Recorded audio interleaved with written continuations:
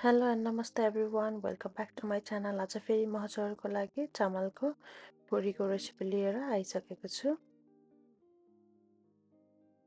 पुरी बनाउनको लागि मैले चाहिँ यहाँ थोरै रातभरि भिजाएर राखेको चामल लिएको छु र म यो चामलमा थोरै चिनी आफ्नो स्वादअनुसारको र थोरै दालचिनीको पाउडर राखेर मसिनो हुने गरी ब्लेन्ड गर्छु। मलाई चाहिँ यो पुरी बनाउँदाखेरि दालचिनीको पाउडर राखेर बनाउनु मनपर्छ। हजुरहरूले नराखिकन या चाहिँ ल्वाङ सुकमेलको धुलो पनि राखेर बनाउन सक्नुहुन्छ। चामल यत्तिको मसिनो हुने गरी ब्लेन्ड भइसकेपछि म यसलाई सेट हुनको लागि 10-15 मिनट छोपेर राख्छु।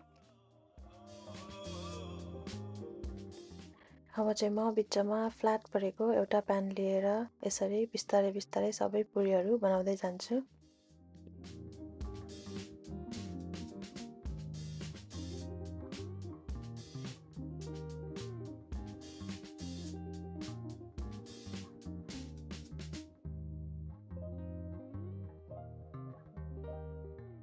यसरी बनाएको पुरी चाहिँ बेल्नु पनि पर्दैन र गोलो गोलो पनि हुन्छ र खाँदा पनि एकदमै मिठो हुन्छ।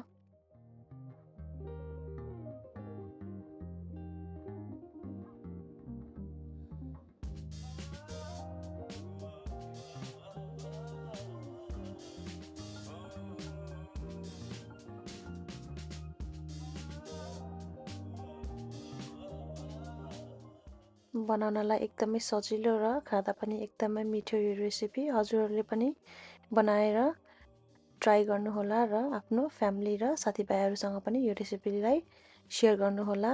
Thank you for watching. See you on next video.